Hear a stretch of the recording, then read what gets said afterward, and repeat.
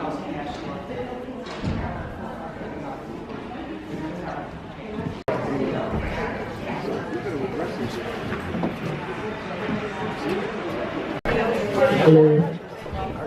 Hello. Hello.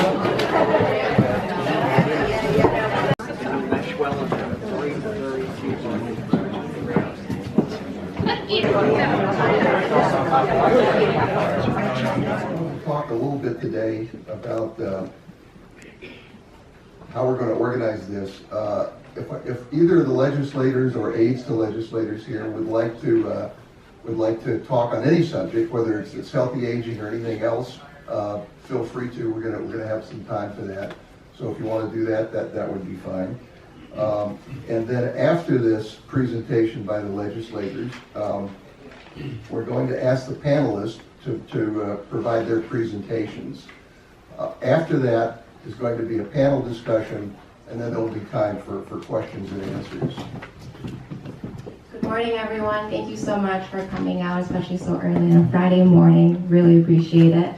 My name is Hoamy Tran. I'm an assistant planner with CMRPC. Before I introduce our panel of speakers, I do want to recognize and give a special shout out to the organizations in the audience here today, who are some great resources for healthy aging. We have AARP of Massachusetts, Elder Services of Worcester, Tri-Valley Elder Services, Mass Audubon, Elder Bus, the Alzheimer's Association, and Mass Councils on Aging. I hope I'm not forgetting anyone, but thank you so much for coming out and providing the great resources that we have on the tables over here. And when you get a chance, please check them out. Our first speaker today is Amanda Bernardo, and she is from the Executive Office of Elder Affairs. Amanda is a program manager working with the Governor's Council to address aging and to further the designation of Massachusetts as an age-friendly state. The bios are in the back of your agenda.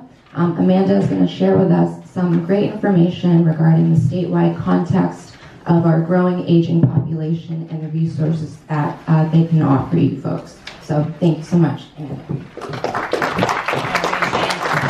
In that aging cohort now, and that we're also all living longer. Last year we hit a kind of an interesting milestone where we had more individuals over the age of 60 than under the age of 20 living in this state. We see this very much as an opportunity. We see these 30 to 40 years of post-retirement as a gift and an opportunity for communities to be able to really use older adults and their contributions to the communities. This also comes with individuals living with dementia. Aging does not mean dementia, but it does provide an extra barrier to some services. So these are sort of our numbers related to dementia in the Commonwealth. So part of what we're doing is we're thinking differently and thinking innovatively about aging. James, who's going to speak after you, I give him full credit for both of these news articles. But I just wanted to kind of touch on them. I think that they're both great examples of kind of how we need to start thinking differently. The first is getting advertisers to promote their products and services. District, which includes the southwestern part of the city of Worcester, so Columbus Park, Webster Square, Bird Street over by the airport, in the entire town of Leicester. So I just wanted to, introduce myself briefly. Some of you might know me. I used to work in the Worcester City Manager's office years ago. I also worked for a small business, an organization called Initiative for Competitive Intercities, focused on small business. And I actually just came back from a conference at 1 o'clock last night in Atlanta about public transportation, about the needs for paratransit. That was something that I learned a lot from people on the campaign trail, and definitely have an interest in this district. So I'm hosting office hours. I'm hosting 5 office hours in the next couple of weeks. My first is tomorrow morning at B-Law's Diner in Leicester at 9 a.m. And then I'm hosting one on Sunday at 3:30 at I Crave Cafe on Park Ave. And you can go on our website and find the other locations. But I'm not in office yet. I won't know where my office is or even the restroom is in the State House for quite a while. Definitely once we figure everything out, you can come find me, and I'm definitely accessible. So thank you, everyone. So I forgot to mention that we will be uploading the presentations to our website after this. So if you want to take pictures of the slides, we'll have them available after so you can have them for use. So up next, we have James Fucciani. James is Executive Director of the Massachusetts Healthy Aging Collaborative, which is a statewide nonprofit that promotes responsive planning for our growing aging population. Before joining the collaborative, James spent 8 years as Director of Legislative and Public Affairs for the Home Care Alliance of Massachusetts. And so today, James is going to be diving deeper into what age-friendly and dementia-friendly means and some of the examples and best practices that is happening across the state in our communities, as well as the available data sets that you can look at and review to help you get started with age-friendly work. So thank you, James. I'm Senior Director of myself and the staff of one, but we work with hundreds of organizations, partners, communities, and individuals across the state. Hoamy mentioned that I spent the last 8 years at the Home Care Alliance of Massachusetts in an advocacy role. My first, I would say, real job was a staff writer for the Spencer New Leader, covering Spencer Lester and the Brookfields. I wrote a couple articles for the Webster Times. Good luck finding them. I don't know how far advanced the online version was at that point. But anyway, it's good to be back in this area.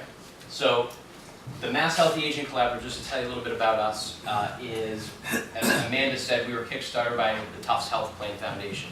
They planted their flag in the ground as the foundation that wanted to focus on healthy aging and promoting this age and dementia-friendly concept.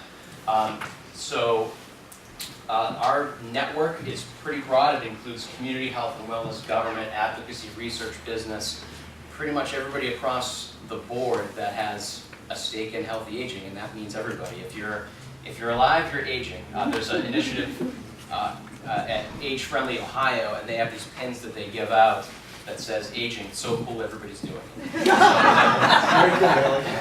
So when Amanda talks about the glorious grandmas of Instagram and reframing aging, these are ideas that we need to get out, that we are all aging, we're all in this together, we're creating master plans or recommendations. A month after I was there, I received an email stating that I could apply for an incentive grant to start a memory cafe. Still had no idea what that was. But we went ahead, we filled out the application, we did a business plan, and we started working on setting up our memory cafe. All of this application, everything was due the first week of May. We opened the doors of our memory cafe 1 month later on June 6th. Nice. So, we were busy. We had to, in part of our business plan, we had to decide like what things we were going to purchase. That was right down to signs, banners, utensils, tablecloths, cognitive games, and things like that for our participants. We wanted decor for our memory cafe. We got smart. We went to the local elementary school art class and asked them if they would make pictures for our memory cafe, and they did, and they were amazing. We knew right off the bat, as far as our memory cafe was concerned, that we were not going to ask for a diagnosis. We were going to open it up to anyone of any age and any ability. As long as they came with a caregiver, and the caregiver was willing to spend the entire time there and participate with them, and by caregiver, it usually ends up being a spouse, an adult child, or a hired caregiver.